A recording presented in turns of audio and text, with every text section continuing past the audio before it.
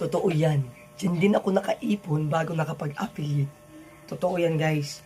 So kung gusto nyo pong pumasok sa mundo ng pag-affiliate o pagla-live, so kailangan nyo po muna magparami ng followers.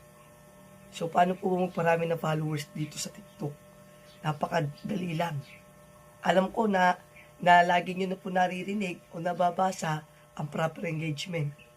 So, paano lang pong gawin?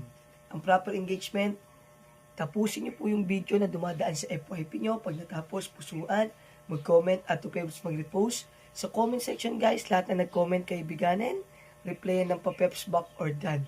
Panigurado, sabog ka agad ang notification ninyo. Kung gusto niyo po mas mabilis na makarami, pumunta kayo sa akin live.